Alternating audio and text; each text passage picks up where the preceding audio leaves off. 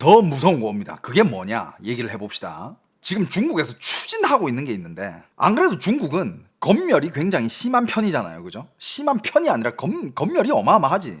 근데 이거는 기존 검열 규정 하나를 새로 만드는 그런 정도가 아니라 계정 관리, 영향력 계정, MCN 관리, 그 다음에 AI 알고리즘 통제, 그 다음에 행정 제재와 재가입 제한을 한 법안 안에 연결하려는 인터넷 기본법입니다. 인터넷 기본법 성격의 개편이에요. 중국 국가인터넷 정보 사무실에서 7월 3일 다시 공개한 94개 조항짜리 개정 초안입니다. 의견 수렴 마감은 2026년 8월 2일까지예요. 시행일도 아직 문서에 비어 있습니다. 하지만 이런 거를 추진한다는 것 자체가, 만약에 이 초안이 통과되면 중국 인터넷은 삭제, 정지 중심의 통제에서 계정 신용, 실명 재검증, 수익 제한, 재가입 제한까지 묶는 구조로 한 단계 더 업그레이드 되는 거야. 지금은 예를 들어서 온라인에서 내가 뭔가 반공산당적인 그런 발언을 했다든지 뭐 이런 말을 잘못했을 때 그냥 계정 삭제, 계정 정지 정도잖아. 근데 나중에는 어느 정도까지 가냐면 재가입까지 제한을 하는 거야. 여러분들 이게 얼마나 무서운 거냐면, 요즘 이 시대에, 예를 들어서 여러분들 요즘 이 시대에 살고 있잖아. 근데 여러분들이 뭐 법을 어겼다 쳐, 뭐 온라인으로 사기를 쳤어. 그래가지고 여러분들한테 내린 벌이 이후로 당신의 신분증 아이디로는 그 어디 인터넷 사이트도 가입이 안 된다라고 이런 벌을 내리면 당신 어떨 것 같아요? 그거는 진짜 거의 요즘 시대에서는 거의 반사망 선고야. 당신 온라인 아이디 계정 없이 뭘 할 수 있는데, 요즘 시대에 아무것도 못해요. 이게 진짜 센 거야. 그러니까 온라인 무기징역. 그럼 당신이 온라인에서 뭘 할 수 없다면 뭘 할 수 있는데, 당신이 지금 여러분들 뭐 어디 가입하고 게임하고 뭐 쇼핑하고 뭐 하고 인터넷으로 모든 걸 하잖아. 그게 다 아이디로 통하잖아. 내 계정으로. 그 계정을 영구 정지시킨다고 생각해봐. 배달도 못해. 이제 배달하려면 다른 사람이 배달을 시켜주든가, 당신은 직접 배달하려면 전화로 해야 돼. 와, 이거 진짜 소름 돋지 않아요? 난 이게 진짜 센 거라 보가, 요즘 시대. 지금 일단 초안은 위반 정도에 따라 계정 기능 제한, 수익 제한, 여러분들 수익까지 제한해. 예를 들면 이런 거야. 요즘 정말 많은 사람들이 온라인 계정으로, SNS로, 예를 들면 유튜브, 틱톡, 인스타그램, 네이버 스마트 스토어, 여러 가지 계정이 있잖아요. SNS 이런 걸로 수익 창출을 많이 하고 있잖아. 적게든 많게든 조금씩 수익 창출을 하잖아요. 근데 저 사람의 아이디는 수익 창출 영구 정지. 무섭지 않습니까? 나는 온라인으로 들어오는 수익 없는데 인생 어떻게 될지 몰라요. 요즘은 그냥 아줌마 아저씨들도 틱톡이나 인스타 이런 데다가 간단한 사진 동영상 올려가면서 용돈벌이 하는 시대야. 그런데 그런 게 이제 정지되는 거야. 그러다가 잘 되면 이제 수익이 올라가면 그게 이제 정규직이 되는 거고, 이제 그게 인플루언서가 되는 거야. 저도 옛날에 온라인 방송을 하기 전에 원래 직업이 있었어요. 전 그때 이제 중국어 강사를 하고 있었죠. 근데 중국어 강사를 하면서 온라인 방송을 시작했는데, 인터넷 방송을 했는데 한 1년 정도 지나니까 인터넷 방송 수입이 나의 강사 수입을 뛰어넘어가지고 그 다음에 강사를 그만두고 아예 그냥 온라인 방송으로 올인을 하게 된 거잖아. 사람 일은 어떻게 될지 모른다니까. 자, 중국 당국 스스로는 이 법을 2000년부터 시행된 인터넷 정보 서비스 관리 규정을 전면 개편하는 작업이라고 설명을 합니다. 기존 규정이 인터넷 허가, 게시물, 금지, 삭제, 의무 중심이었다면 이번 초안은 플랫폼, 인플루언서, MCN, 라이브 방송, 앱스토어, AI 서비스, 알고리즘, 인터넷 에이전트까지 한 문서로 묶었습니다. 중국 당국이 밝힌 계정 명부는 크게 3가지가 있습니다. 자, 일단 첫 번째. 이제 여러분들 계정은요, 이게 중국에서 만약에 이 법이 실행이 된다면, 아직 추진 중입니다. 만약에 실행이 된다면 계정은 이제 단순 아이디가 아니라 신용 기록이 된답니다. 이미 중국에서는 온라인 실명제 이런 것들도 다 이제, 여러분들이 온라인에서 여러분들 아이디 가지고 뻘짓하면 그 바로 잡혀요. 아시잖아요, 중국에서는. 근데 이제는 온라인에서 나의 활동이 개인 신용도랑 연결이 된다 이거야. 가장 눈여겨볼 조항이 42조라고 합니다. 플랫폼은 이용 계정의 사용 상황에 따라 계정 신용 기록 제도를 만들고 등급에 따라 서비스를 차등 제공하며 그 현황을 정기적으로 당국에 보고해야 합니다. 여기서 중요한 점은 초안에 전 국민 공통 온라인 신용 점수라는 표현은 없어요. 즉 지금 당장 모든 중국인이 하나의 중앙 점수로 평가된다고 단정하면 그건 좀 과장이에요.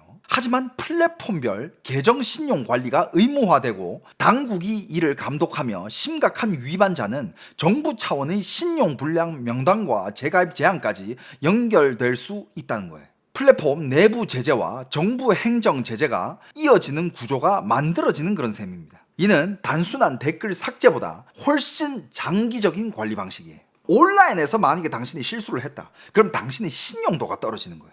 그럼 당신은 온라인에서 할 수 있는 활동들이 제한이 걸리는 거예요. 신용이 떨어지면 대출 제한도 걸릴 수 있겠죠. 그러니까 이런 것들을 다 엮여버리는 거야. 여러분들 대한민국에서 예를 들어서 여러분들이 온라인에서 악플을 많이 달았어. 그렇다고 해가지고 은행 신용도가 떨어지지는 않거든요. 그렇잖아. 근데 여러분들이 만약에 온라인에서 댓글을 막 악플을 많이 달고 막 정부 욕하는 글을 많이 달았어. 그것 때문에 갑자기 여러분들이 막 주식 이런 거 주택담보대출 이자가 갑자기 올라가. 와씨 빡칩니까 안 빡칩니까? 이거랑 연결을 시켜버린다니까. 예를 들면 여러분들 무신사에서 혹은 온라인에서 뭐 쇼핑 많이 하잖아요. 근데 등급이 높을수록 할인율이 높잖아. 근데 갑자기 당신이 온라인에서 정부 욕을 많이 욕했다라는 이유만으로 거기까지 할인은 못 받습니다. 이렇게 차별을 시켜버려요. 어떨 것 같아? 중국도 진짜 거의 뭐 국민 인플루언서 시대잖아. 모든 국민들이 뭐 할 것만 없으면 방송 켜요. 그게 이제 온라인 구걸이라고 하는데, 그런데 그것도 예를 들어서 당신이 만약에 온라인에서 뻘짓을 했다. 그거 못하게 해. 그럼 중국인들은 어떻게 되겠습니까? 더더욱 온라인에서는 말을 조심하겠죠. 이상한 악플 안 달고 반공산당 선동하는 그런 댓글들 안 달게 되고 중국인들은 더더욱 입을 닫게 되겠죠. 이런 식으로 중국은 중국인들을 컨트롤한다 이거야. 예를 들어서 만약에 한국에서 대한민국 국민들 만약에 한국에서 이런 법이 시행이 된다. 악플을 많이 달면 많이 달수록 신용도가 떨어지면서 대출 이자가 올라가. 대한민국의 악플 없어집니다. 믿어요 안 믿어요? 그만큼 이 온라인 활동을 개인 실생활이 뭐 신용 이런 거랑 연결을 시켜버리면 그만큼 파워가 세진다라는 거예요. 자, 그 다음에 두 번째, 실명제는 이미 있었지만 이제 계속 재검증으로 간다라는 겁니다. 초안은 플랫폼이 등록 계정 정보를 적시에 동적으로 검증해야 한다고 규정합니다. 위법, 규정 위반 정보가 발견되면 계정 등록을 거부하거나 서비스 제공을 중단할 수도 있습니다. 서비스 제공자는 국가 온라인 신원 인증 공공 서비스, 신분증 번호, 통합 사회 신용 코드 등을 통해 이용자의 실명 정보를 확인해야 합니다. 특히 사이버 불링 위험이 있다고 판단되면 플랫폼은 해당 계정에 대해 실명 정보를 다시 확인하고 팝업 경고, 위법 경고, 노출량 제한 같은 조치를 취할 수 있습니다. 조회수, 댓글, 신고가 급증하면 당국에 보고까지 해야 됩니다. 대한민국의 인플루언서 하고 있는 모든 분들, 대한민국의 SNS 운영하고 있는 모든 분들 한번 생각을 해보자. 여러분들이 뭐 사진을 한 개 올렸어, 피드를 한 개 올렸어, 유튜브에 쇼츠 영상을 한 개 올렸어. 근데 갑자기 악플이 많이 달렸어. 정부에서 연락이 옵니다. 정부에서 연락이 와가지고 왜 이렇게 악플이 많이 달리는 거죠? 보고서 작성해서 보내세요. 와 씨, 개 스트레스 받아. 씨, 미친 거 아니야? 근데 여기도 또 문제가 있는 게 사이버 불링 위험, 이상 계정, 불량 정보 같은 표현의 해석 범위가 너무 넓다는 거야. 이것도 되게 모호한 법이에요. 실제로는 피해자 보호에 쓰일 수 있지만 민감 사건에서 여론이 급격히 커지는 계정이나 게시물을 빠르게 제어하는 장치로도 작동할 여지가 있다는 거예요. 결국에는 또 정부 차원에서의 장치야. 공산당을 보호하는 장치. 지들 입맛대로 이 사회를 굴리겠다는 그런 장치일 뿐인 거야. 자, 그리고 세 번째 이런 게 또 있습니다. 이것도 참 어이가 없는 게 영향력이 큰 계정은 별도로 관리 대상이 된다고 해요. 그러니까 당신 팔로워 수가 많아. 얘네들은 좀 별도로 정부에서 관리팀을 선정해서 얘네들은 특별 관리를 좀 들어가야 되겠다. 와, 여러분들, 야, 세상이 이게 진짜, 야, 대한민국이 이렇게 되지는 않겠지? 야, 대한민국이 이렇게 되면 안 되는데. 세상이 지금 어디로 가고 있나? 자, 이 초안에서 가장 직접적인 타격을 받을 수 있는 쪽은 일반 댓글 이용자보다 훨씬 더 큰 인플루언서 계정, 라이브 방송인, 뉴스형 계정, 이슈 해설 계정, 나 여기 포함되어 있죠, 그죠? MCN 소속 크리에이터, 제가 여기 다 포함되어 있어요. 자, 초안은 영향력이 큰 공공 계정을 팔로워 수, 조회, 공유, 댓글 수, 전년도 계정 수익, 특정 분야나 집단에서의 영향력 등을 기준으로 정할 수 있다고 규정합니다. 다만 구체적인 숫자 기준은 나중에 당국이 별도 마련한다고 합니다. 이 계정이 금지 정보나 불량 정보를 만들거나 퍼뜨리면 플랫폼은 경고, 업데이트 중단, 기능 제한, 수익 중단, 계정 폐쇄, 재가입 금지까지 할 수 있습니다. 당국도 별도로 제한, 폐쇄, 재가입 금지와 함께 최대 50만 유엔의 벌금을 부과할 수 있습니다. 50만 유엔이라고 하면 지금 한국 돈으로 약 1억이 좀 넘죠. 여기서 여러분들, 이 불량 정보는요, 단순히 불법 정보만 뜻하지는 않습니다. 초안 제25조는 중대정책, 돌발사건, 중대사건을 과도하게 선동적, 자극적으로 소비하는 행위, 미성년자에게 악영향을 줄 수 있는 정보 등을 플랫폼이 예방, 억제해야 할 대상으로 둡니다. 즉, 사건 보도 자체를 전면 금지한다기보다는 당국이 과열 조장으로 판단할 수 있는 콘텐츠의 경계가 넓어지는 것이죠. 이것도 딱 들어도 애매하잖아. 그 과대 포장, 과대 평가, 이거를 누가 그 기준을 정할 거냐 이거야. 그러니까 한층 더 강화되는 검열을 돌려가지고 진짜 포장하려고 되게 애쓰는 것처럼 보이지밖에 않아요. 그거밖에 뭐 더 있어? 그냥 애써 뭔가 좀 보기 좋게 포장하려는 것처럼밖에 안 보여. 그냥 대놓고 검열 더 하겠다는 거야. 니들 너무 자유를 많이 줬으니까 니들 너무 날뛴다. 우리가 더 검열할 때니 니들은 더 조용히 닥치고 살아라. 이거 아니야. 그냥 인형처럼 가만히 있으라는 거군요. 중국 정부 입장에서 제일 좋은 시민들은 어떤 시민이냐? 노예처럼 일하고 돈 많이 벌어서 세금 이빠이 내고 불평불만 없고 적당히 살다가 정년 퇴직 때 죽어라. 왜? 정년 퇴직하고 계속 살아있으면 양로비 또 나가야 되잖아. 정년 퇴직하자마자 바로 죽는.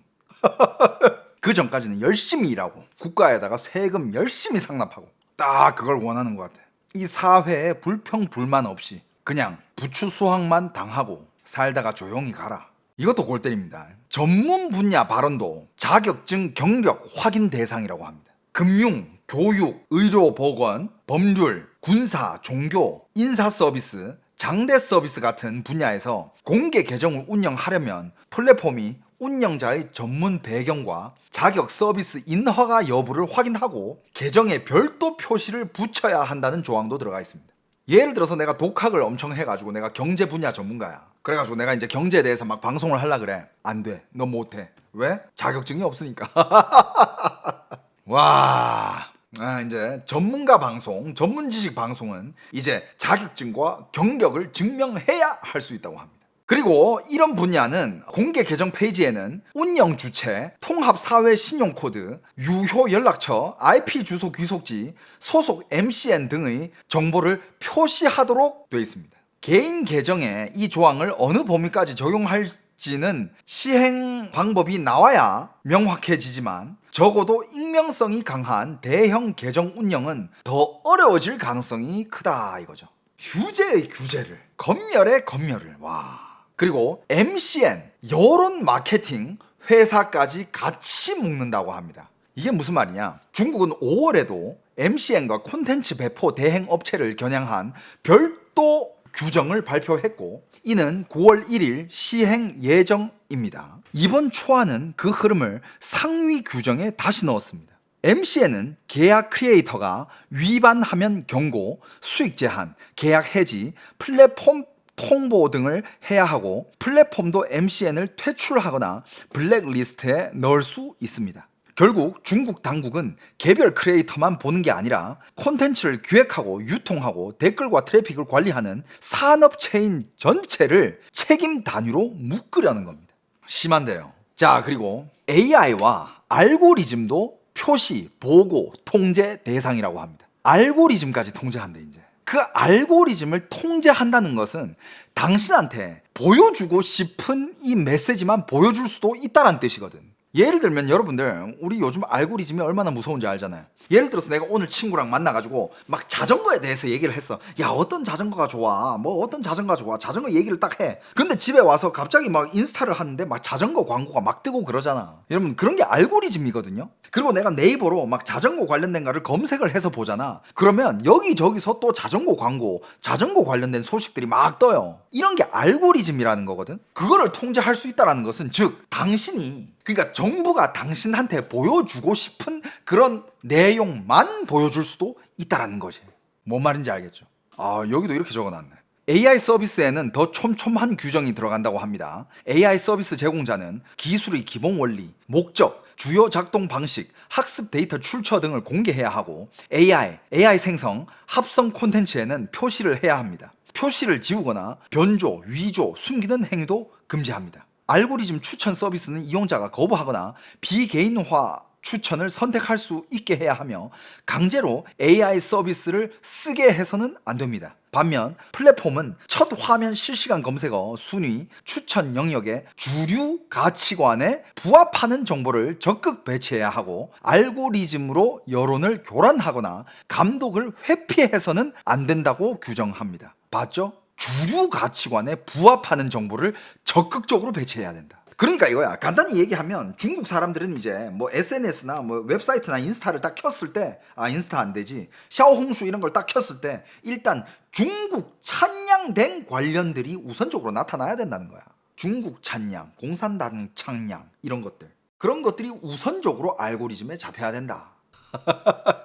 방금 요 부분은 두 방향이 동시에 있거든요. 그게 뭐냐, 이용자 선택권과 노동자 알고리즘 보호를 넣었지만 동시에 추천 알고리즘과 AI 학습 데이터를 당국이 훨씬 깊게 들여다볼 수 있는 법적 근거도 강화하는 셈이라는 거예요.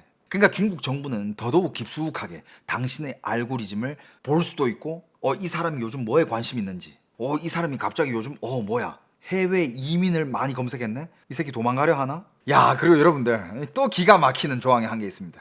해외 플랫폼에서 활동하는 해외 크리에이터도 문구상 대상에 들어간다라고 합니다. 이 법의 초안은 해외 조직이나 개인이 중국 내 인터넷 정보 서비스를 제공하거나 중국 내 인터넷 서비스를 이용할 경우에도 중국 법과 규정을 따라야 한다고 적었습니다. 다만 이 조항만으로 유튜브처럼 중국에서 차단된 해외 플랫폼의 모든 해외 콘텐츠를 중국이 직접 제재할 수 있다고 보기는 어렵습니다. 실제 집행은 중국 내 사업장, 중국 플랫폼 계정, 중국 내 광고, 결제, MCN 서버, 사용자 접점이 있는지에 따라 달라질 가능성이 크다고 합니다. 이 부분은 초안의 집행 기준이 구체적으로 쓰여 있지 않다고 합니다. 즉 뭐 유튜브나 이런 거는 말 그대로 미국 본사고, 거기에 대해서 중국 공산당이 뭐 왈가왈부하고 막 이거 계정 지워라, 저 계정 잡아온나 뭐 이럴 수는 없잖아요. 근데 이제 중국 내에도 유명한 플랫폼들이 많잖아. 예를 들면 한국에서 한국인들 요즘 많이 하는 것 중에 틱톡도 있고요, 샤오홍슈도 있고요. 그쵸? 이걸로 요즘 대중국 마케팅 많이 하죠. 그죠? 근데 이제 그게 만약에 뭐 이상한 움직임이 있거나 위반을 한다, 그럼 뭐 이제 혹은 그냥 뭐 중국 당국이 당신한테 보여주고 싶은 알고리즘을 그냥 직접 들이밀어낸다, 직접적으로 쑤셔 넣어준다, 그런 거예요. 이 법안의 진짜 의미는 뭐냐, 중국의 인터넷은 이미 실명제, 그 다음에 삭제, 그 다음에 계정 정지, 뭐 검색어 통제, 플랫폼 벌금 체계, 이런 것들이 굉장히 강했어요. 근데 이번 이 초안의 본질은 새로운 검열 항목 하나가 추가된 거, 그렇게 단순한 게 아니라 이 모든 조각들을 하나로 연결시키는 거야. 이 모든 검열들을 한 라인으로 다 연결을 시켜버리는 겁니다. 계정을 만들 때는 실명 확인, 운영 중에는 신용 기록, 영향력이 커지면 별도 관리, 논란이 생기면 동적 재인증과 노출 제한, 심각한 위반이면 수익 박탈, 폐쇄 재가입 제한, 이 흐름이 하나의 규정 안에 다 들어간다는 거예요. 그러니까 온라인에서도 당신에게는 아무 프라이버시는 없다라는 거예요. 당신은 온라인에서도 검열을 되고 있다는 겁니다. 지금도 중국에서는 되고 있지만 이거를 더 세게 지금도 중국에서는 중국인들 인터넷 하면 다 온라인에서 검열이 되고 있고 항상 다 감시를 받고 있고 그렇잖아요. 그러니까 뭐 이상한 기사 올리면 바로 지워지고 하니까. 근데 이거는 이제 그냥 네가 예를 들어서 이상한 말을 했어, 이상한 기사를 올렸어, 바로 지우는 거에서 멈추는 게 아니라 지우고 나서 당신한테 경고도 보내고 당신한테 새로운 알고리즘까지 보내고 세뇌도 시켜준다 이거야. 그리고 더 심각하면 당신 더 이상 온라인에서 돈 못 벌게 하고 훨씬 더 세게 신용도 떨어지게 만들고. 야, 여러분들 신용도 떨어지는 거 이거 굉장히 센데. 여러분들은 어떻게 생각하십니까? 중국은 이제 오프라인을 떠나 온라인까지도 정말 철저하게 중국 당국이 직접 개입해서 관리를 하겠다라는 그런 신념이 굉장히 강한 것 같아요. 그런 의지가 확고한 것 같아요. 어떻게 생각하십니까? 중국 사회에서는 이미 이런 게 작동되고 있는 게 오늘 이런 기사가 하나 떴어요. 야, 이것도 진짜 어이가 없었는데 중국 경제가 안 좋다. 여러분들 중국에도 공부를 많이 한 경제학자들이 많거든요. 그 경제학자들은 뭐 중국 경제만 보는 경제학자 그런 애들이 아니잖아. 전 세계의 경제를 다 연구하는 그런 이 사람 보니까 여기 보니까 칭화대학교 박사에다가 콜롬비아 대학교 박사에다가 MIT에다가 학벌이 어마어마한 그런 교수님이야. 전 칭화대학의 교수님이에요. 근데 이런 교수님급 사람이 어디서 강연을 하러 갔는데 지금 중국 경제 안 좋다라는 이 말 때문에 강연 중에 경찰들이 들이닥쳐가지고 소동이 있었다고 합니다. 경제학자가 경제 좋다라고 얘기할 수도 있고 경제가 안 좋으면 안 좋다라고 얘기할 수도 있잖아. 여러분들 이런 식으로 관리를 할 거보고 이런 식으로 검열을 할 거면 학자가 뭔 소용입니까? 그 학자가 머리에 지식이 이렇게 많은데 말을 못해. 누구한테 전달을 못 해줘요. 학자가 뭔 쓸모가 있어. 안 그래? 와, 이거는 진짜 이것만 봐도 지금 중국 사회가 얼마나 많이 검열을 당하고 있는지 알만한 그런 내용이에요. 이것도 보면 중국의 명문대 칭화대에서 교수를 역임했던 학자가 중국 경제에 대한 비관적 전망을 했다가 경찰이 출동하는 일이 벌어졌다고 합니다. 이 교수는 사건 후에 소셜미디어에 올린 글에서 불법 집회 혐의를 신고를 받고 출동한 경찰들에게 불려나갔고 약 5분간 상황을 설명한 뒤에 돌아왔다고 밝혔다고 합니다. 이날에 무슨 강의를 하고 있었냐면 하버드 경영대학원 실전 사례 분석 훈련 캠프의 일환으로 진행되는 미래 추세 분석이라는 강연이었으며 베이징 쇼두공항 힐튼 호텔에서 진행이 됐다고 해요. 이 교수가 조사를 받은 이유가 강연 중에 중국 경제를 헐뜯는 발언을 했다라는 이유라고 합니다. 야. 강연에 참석했던 누리꾼들은 정 교수가 이 사람이 정신가 봐. 정 교수가 중국 경제에 대해 거시 경제적으로는 비관적이고 미시 경제적으로는 낙관적이라고 전망하면서 향후 20-30년 정도 이런 상황이 지속될 것으로 예상한다라고 내다봤다고 전했다. 사실 강연 내용에 별로 특별한 것은 없었다라고 얘기를 하는 그 수강자들도 있다고 합니다. 그런데 이것 때문에 그렇게 조사를 받았다고? 심하다.